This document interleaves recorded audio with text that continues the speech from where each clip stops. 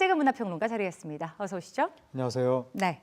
자, 말씀드린 대로 영화 남한산성이 큰 인기를 얻으면서 추석 극장가의 최대 화제작으로 떠올랐습니다. 네. 현재 흥행 규모가 어느 정도나 되는지요? 남한산성이 지금 한 300만 정도 흥행을 하고 있는데 이 추석 전체로 보면은 뭐 압도적인 1위였지만 네. 그 일일 박스 오피스를 보면 계속 1등을 하다가 어제 2위로 주저앉았는데 그럼에도 불구하고 그 이 2일째 100만 돌파, 4일째 200만 돌파 이 속도가 역대 추석 영화 최단 흥행 기록이라서 매우 특히 이제 젊은 관객들한테 호응을 받고 있는 셈이고 네. 특히 이병헌 씨가 이 영화 주인공 중에 한 명인데 역대 추석 영화 최고 흥행작이 광해의 왕이 된 남자죠. 네. 거기에서도 이병헌 씨가 나왔기 때문에 이병헌 씨가 2번 연속해서 사극으로 지금 추석의 남자로 등극을 했습니다. 추석 영화는 대체적으로 가족들이 많이 본다는 점에서 좀 의미가 있을 것 같아요. 네.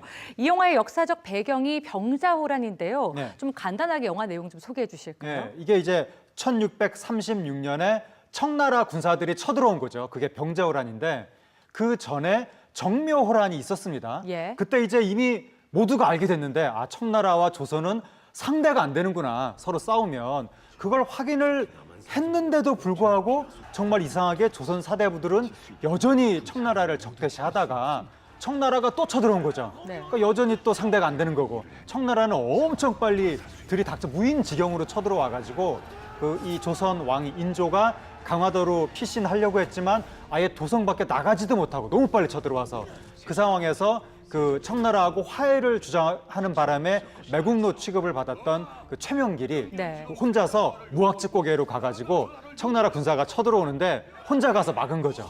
거기서 이렇게 그 대화를 하자면서 그 청나라의 진입을 저지해서 시간을 벌어가지고 그 사이에 인조와 조정이 남한산성으로 들어가는. 그래서 남한산성 안에 들어가서 이제 압도적인 다수 사대부들은 싸워야 된다. 아무 힘도 없지만.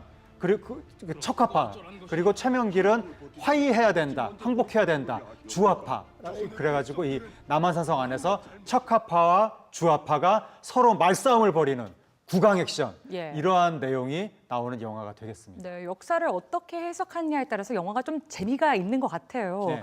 이 영화에서 명청 교체기를 그리고 있는데 영화 광해의 왕이 된 남자에서도 같은 시기를 그렸습니다. 네. 영화계가 특별히 이 시기에 주목하고 있는 이유 있을까요? 이 시기가 너무 안타깝다는 건데 지금 우리 시각으로 보면 도무지 왜 그때 우리 선조들이 그랬는지 이해도 안 되고 그러니까 광해 왕이 된 남자에서 이제 광해군이 나오는 건데 명나라 청나라 명청 교체기 때 만주에서 청나라가 일어났는데 그때 이제 청나라가 굉장히 세니까 광해군은 아 청나라하고 좀 대화를 해야 되겠다 생각을 했는데 조선 사대부들은 아니 명나라가 우리를 살려줬는데 제조 지은의 은혜를 갚아야지 청나라하고 대화가 웬 말이냐라고 하면서 결국 광해군을 끌어내리고 인조를 세운 거죠. 예. 그래서 이제 광해 왕이 된 남자가 그 시대 역사를 다룬 거고 그래서 인조 정권이 계속 청나라를 적대시하니까 청나라가 2번이나 조선을 쳐들어와서 그런데 그 사대부들은 그 2번이나 쳐들어오는 동안에도 전혀 맞서 싸울 힘도 없으면서 말로만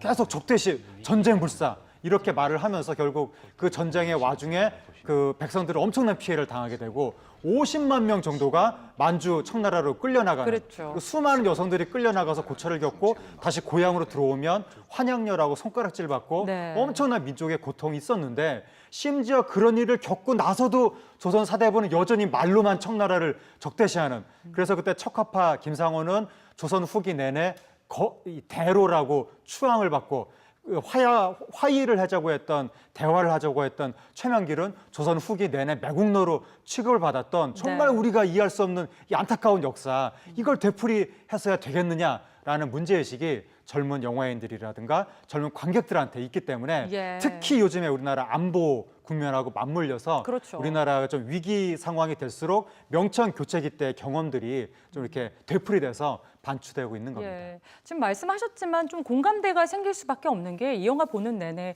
좀 우리의 현실과 상당 부분 많이 닮아 있다 이런 생각을 지울 수가 없었거든요. 관객들도 영화 남한산성과 현실을 비교하는 얘기들을 많이 하고 있는 것 같아요. 어떻습니까? 네, 우리 현실하고 이제 많이 비교를 하는 건데 영화에서 청나라하고 대화를 해야 된다는 최명길이 종청 세력으로 몰려서 그러니까 청나라를 이 추종하는 세력이다. 그런데 우리 현실에서도 보면 북한이랑 대화를 해야 된다라는 지도자들이 나타나면 종북 세력이다. 이런 식으로 몰리면서 아예 주장 자체를 할 수 없는, 그리고 영화에서 명나라가 제조지은 왕조를 다시 살려줬다라고 해서 제조지은의 은혜를 갚아야 된다. 무조건 명나라라고 추정을 하는데 우리 현실에서도 보면 6.25 때 미국이 한국을 살려줬다라고 해서 네. 막 시내에서 성조기 들고 집회하고 이런 일들이 벌어지는 모습들이 거의 비슷한 거 아니냐.